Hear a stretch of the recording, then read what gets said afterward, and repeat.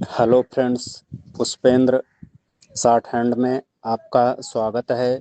आज का डिक्टेशन हिंदुस्तान समाचार पत्र के संपादकीय मैटर पर आधारित है। यह डिक्टेशन 90 शब्द प्रति मिनट बोला जाएगा। कृपया रेडी हो जाएं। 5 सेकंड बाद डिक्टेशन शुरू होगा।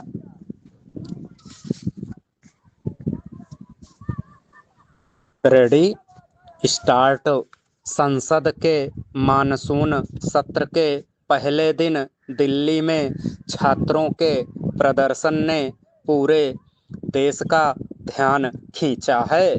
जंतर मंतर से संसद भवन तक नाराज युवाओं ने जिस तरह से मार्च किया और पुलिस ने जिस तरह से इस पूरे प्रदर्शन को संभाला, इसकी चर्चा देश में स्वाभाविक ही है। सोमवार की सुबह एक वक्त ऐसा लगा था कि समाधान निकल आया है। सरकार की ओर से संवाद की पहल शुरू हुई थी और सोनम वांगचुक का नजरिया नरम पड़ा था। उन्होंने मूल रूप से 3 शर्तें रखी। सरकार शिक्षा व्यवस्था में हाल में मिली विफलताओं व पेपर लीक की जिम्मेदारी ले। दूसरी, सांसद और सीजेपी के नेता संसद पहुंचे और सियासी दल इस मुद्दे को उठाने का आश्वासन दें। तीसरी, विभिन्न दलों के सांसद और नेता अस्पताल में उनसे मिलने आएं और उन्हें भी यही आश्वासन दें। ऐसा माना गया कि वांगचुक की शर्तों को सरकार मान लेगी और यह भी माना गया कि सीजेपी ने अपनी शर्तों में ढील दे दी है। सरकार ने बात सुनने की शुरुआत की तो सीजेपी के नेताओं ने अनशन तोड़ दिया।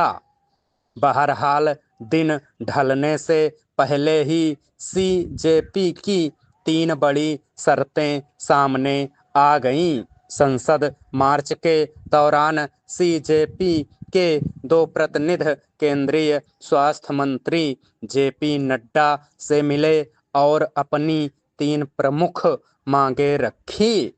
पहली, सोनम वांगचुक की रिहाई। दूसरी, शिक्षा मंत्री धर्मेंद्र प्रधान का इस्तीफा। और तीसरी, नीट की वजह से जान गंवाने वाले छात्रों के परिजनों को 1-1 करोड़ रुपए का मुआवजा। वांगचुक के नरम रुख के बाद सीजेपी के गरम रुख से बात उलझ गई। यह कहा जा सकता है कि इन मांगों को मानना सरकार के लिए आसान नहीं है। फिर भी उसे संवाद से समाधान निकालने के प्रयास जारी रखने चाहिए। सोमवार को तो संवाद की शुरुआत भर हुई है। ध्यान रहे, आंदोलन तेज होने के बाद सरकार और प्रदर्शनकारियों के बीच यह पहला औपचारिक संवाद था। छात्रों और युवाओं को संतुष्ट करने की जरूरत है। संसद मार्च कोई मामूली बात नहीं है। ऐसा बहुत कम हुआ है जब कोई प्रदर्शन संसद भवन के इतने पास पहुंचा है। यह अपने आप में गंभीर प्रश्न है कि ऐसी नौबत क्यों आई। दुर्भाग्य से राष्ट्रीय राजधानी के एक हिस्से में भारी पुलिस बल की तैनाती, बैरिकेडिंग, लाठीचार्ज, धरपकड़ से यातायात की समस्या देखने में आई है। प्रदर्शनकारियों को प्रशासन ने मार्च निकालने की मंजूरी नहीं दी थी, तब भी मार्च निकाला गया है।